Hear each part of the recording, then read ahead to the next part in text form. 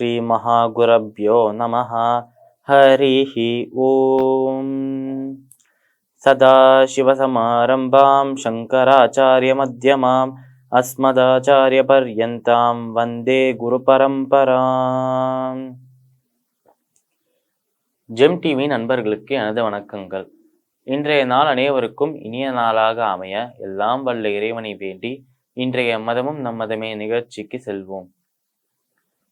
இன்னைக்கு நம்ம பூமி தேவி மேல இருக்கிற ஒரு ஸ்லோகத்தை அர்த்தத்தோட பார்த்துட்டு நேற்றைய தினத்து நீதி கதையின் தொடர்ச்சியை காணலாம். சமுத்திரவசனே தேவி பர்வதஸ்தன மண்டலே விஷ்ணு பத்னி நமஸ்துப்யம் பாதஸ்பர்ஷம் சமஸ்வமே. இந்த ஸ்லோகத்திற்குண்டான விளக்கம். சமுத்திர வசனே தேவி பர்வதஸ்தன மண்டலே, அதாவது இந்த ஸ்லோகத்துல பூமி தேவியை பத்தி சொல்றாளாம். நம்ம எல்லாருக்குமே தெரியும், விஷ்ணுவுக்கு 2 மனைவிகள். முதல் மனைவி லக்ஷ்மி தேவி, 2வது மனைவி பூமி தாயார்.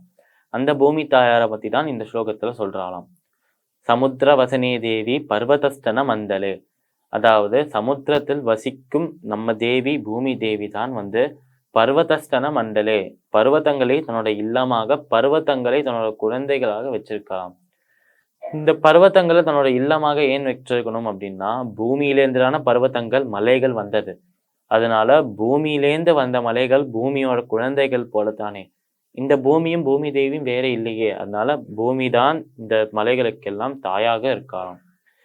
பர்வதஸ்தன மண்டலே விஷ்ணு பத்னி நமஸ்துப்யம் பாதஸ்பர்ஷம் நமோஸ்துதே, அதாவது விஷ்ணு பத்னி நமஸ்துப்யம், விஷ்ணுவுக்கு பத்னியாக இருக்கும் பூமி தேவிக்கு நமஸ்காரம் அப்படின்னு சொல்றோம். விஷ்ணு பத்னி நமஸ்துப்யம் பாதஸ்பர்ஷம் சமஸ்பமே, அதாவது உன்னோட பாதங்களை விழுந்து நாங்க வணங்குகிறோம், எங்களோட பாவங்களெல்லாம் மன்னிச்சு விட்டுடு, எங்க எல்லாரையும் இந்த பாவங்களையும் விடுபட வச்சு எங்களுக்கு சந்தோஷமான ஒரு வாழ்க்கையை தா அப்படின்னு சொல்றோம் நம்ம பூமி தேவியை பார்த்து. இந்த ஸ்லோகத்திற்குண்டான விளக்கம் இதுதான். இப்ப நம்ம நேற்றைய தினத்து நீதி கதையின் தொடர்ச்சியை காணலாம். நம்ம ஏற்கனவே பார்த்த மாதிரி இந்த 2ஆம் உலக போறப்போ ஜப்பான் போட்ட அந்த குண்டுகள்ல இந்த இந்தியாவிலேருந்து வந்த கப்பல்கள்லேருந்து 5 பேர் தப்பித்தா அப்படின்னு பார்த்தோம். இந்த 5 பேர்ல ஒருத்தரும் என்னென்ன யோசித்தா அப்படின்னா, முதல்ல இருந்த நபர் இங்க நிறைய சுறாக்கள் சுத்திட்டு இருக்கு, நிச்சயமாக இந்த சுறாக்களுக்கு நம்ம தான் சாப்பாடு ஆக போறோம், நம்ம தான் லஞ்ச் ஆக போறோம் அப்படின்னு யோசித்தாராம் ஒருத்தர். 2வது நபர் என்ன யோசித்தார்னா, நான் இன்னும் என் வாழ்க்கையை முழுசா கூட பார்த்து முடிக்கல, என் ஆசைகள் எதுவுமே இன்னும் நிறைவேறல, இந்த மாதிரி ஒரு நிலையில, இந்த மாதிரி ஒரு சூழ்நிலையில என்னோட வாழ்க்கையை நான் விடணுமா அப்படின்னு யோசித்தாராம்.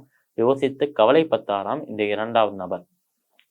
3வதாக இருந்த நபர் என்ன யோசிக்கிறார் அப்படின்னா, எனக்குன்னு ஒரு குடும்பம் இருக்கு, எனக்குன்னு ஒரு மனைவி குழந்தைகள் எல்லாமே இருக்கா, நான் போயிட்டேன்னா என்னோட குடும்பத்தை யார் பார்த்துப்பா அப்படின்னு சொல்லிட்டு யோசிக்கிறாராம்.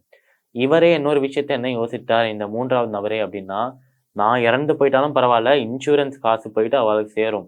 ஆனா அந்த இன்சூரன்ஸோட பத்திரிகைகள் எல்லாமே கப்பல்ல தான் இருந்தது, கப்பலே பறந்து போயிடுத்து இன்சூரன்ஸ் பேப்பரோட சேர்த்து. இப்ப நான் இறந்து போயிட்டாலும் என்னோட மனைவியும் குழந்தைகளும் எங்க போய் தங்குவா, அவளுக்கு ஒரு வாழ்க்கை எப்படி வாழ்வா அப்படின்னு சொல்லிட்டு அவரும் அவரோட குடும்பத்தை பற்றி கவலைப்பட ஆரம்பிக்கிறார். இந்த மாதிரி இந்த 3 பேரும் கவலைப்பட்டு இருக்கும் போது மிச்சம் இந்த 2 பேர் மட்டும் கொஞ்சம் வேற மாதிரி யோசித்தாலாம். அவ எண்ணங்களே வேற மாதிரி இருந்தாராம். இப்படி இந்த 3 பேருமே கவலைப்பட்டு இருக்கும்போது, அவ நிலைமையை நினைச்சு கவலைப்பட்டு இருக்கும்போது, குடும்பத்தை நினைச்சு கவலைப்படும் போது, மிச்சம் இருந்த 2 பேர் மட்டும் அவளோட எண்ணங்களே வேற திசையில செலுத்த ஆரம்பிக்கலாம். ஏன்னா அந்த மிச்சம் இந்த 2 பேருக்கு இந்த 3 பேரை தவிர இன்னொரு டிஃப்ரெண்டான எண்ணம் இருந்தது. என்னன்னா, வாழ்க்கையே முடிந்து போயிடுத்து, இந்த மாதிரி நம்ம இதுக்கப்புறம் வாழ போறதில்ல, சாக போறோம், நம்ம இறக்க போறோம் அப்படின்னு யோசிச்சுட்டு இருந்த இந்த 3 பேரை தவிர இந்த 2 பேர் என்ன யோசித்தானா, இல்லையே நம்ம நிச்சயமாக சாக மாட்டோம், நிச்சயமாக இறக்க மாட்டோம், எல்லா பிரச்சனைகளுக்கும் ஒரு வழி இருக்கு அப்படிங்கிற ஒரு நம்பிக்கை கொஞ்சம் இருந்ததாம் இவருக்கு.